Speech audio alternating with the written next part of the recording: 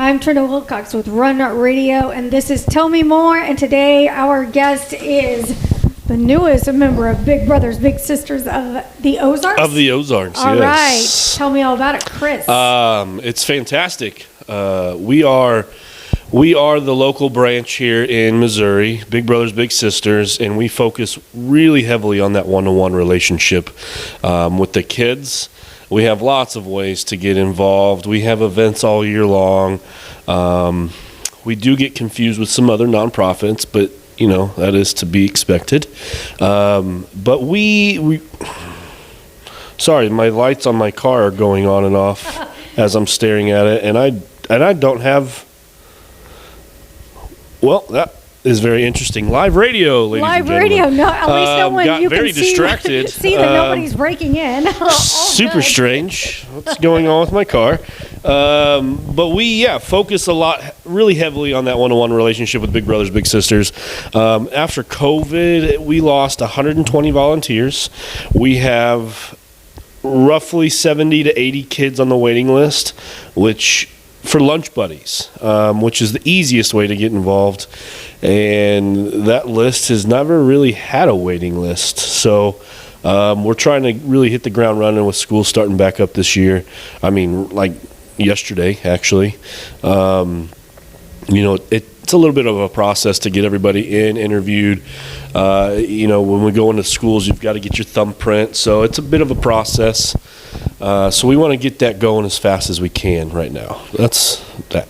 Okay, so what does it look like if I decide today that I want to help out? What do I do? Well, we go to bigbro.com, and there's a small application you fill out, and that comes to me or my associate, and then we call you and do a quick phone interview. Really what we're looking for is people over 18. There's a few rules to follow that are on the website. Just look through. But the Lunch Buddy program is 30 minutes a week. That's literally all it is. Everybody's got 30 minutes a week to spare to go see a kid, just to be that consistent variable in their life that shows up whether you talk or not. You just show up and have some fun. We interview you to see your likes, interests, and where you're at in the town, and we match you up with the kid with similar interests, similar spot of town. So we're not matching you with somebody that you live on the south side of Springfield and you got to go all the way to Bolivar or Buffalo to visit a kid.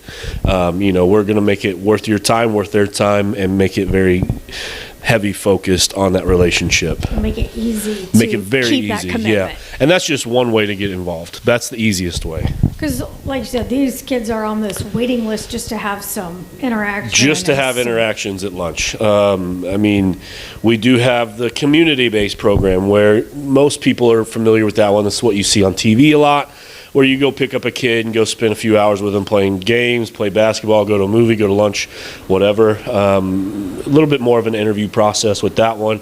Then we also have a college readiness program where, oddly enough, we have a lot of volunteers, but 17, 18-year-olds don't want to participate. So how do we make it cool for you guys? How do we make it cool for the teenagers?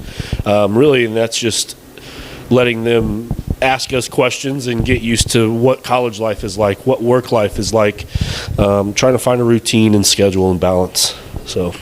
Okay, and what are some of the best ways that other people can just help out if they want to contribute, if they don't really have the time? Yeah, if they don't have the time, we have events all year long. You can call us, go online, check out our schedules. We always look for something to help, whether that's literally coming to help at the office or throw a t-shirt on at an event and just be a volunteer. We've got all kinds of ways, but again, that's on our event page. You can stay up to date, stay tuned with that stuff, or just give us a call. We'll find ways for sure. And where are you? We are located at, let's see if I remember this. You're still new. We'll give you that. 3372 West Battlefield Road, right across from Carver Middle School. Okay. Just a small little office. If you guys need anything, you can reach us at bigbro.com or give me a call at the office, or even my email is cchilders@bigbro.com as well.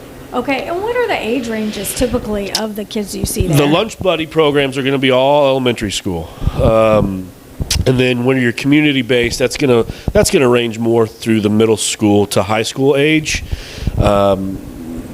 They age out at 18, so then they can become a big brother, big sister themselves later on, which is really a great experience for everybody. We've got a few that have done that. It's pretty cool to listen to their stories. But it really, ages are kind of all over the place. Just the elementary schools and the lunch buddies are presented to the parents by the counselors, the teachers, and that's how they get involved. And then the community-based program is where the parents and kids will come into the office or email us or call us and say, hey, we're interested in your program, and then that whole process starts. With the Lunch Buddy program, do you go to their school? Correct. Okay. Yeah. And just hang out with them. Yep. So lunch. with that process, you fill out an application. We do the background check, and those we have to do thumbprints because you're going into the schools. It's a security purpose, obviously.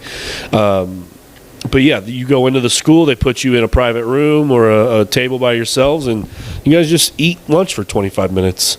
Talk about whatever the kid wants to talk about. It's super simple.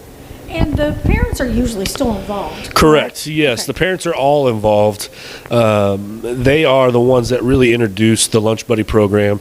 And when you get to the community-based program, you are in contact with the parents most of the time just because of schedules.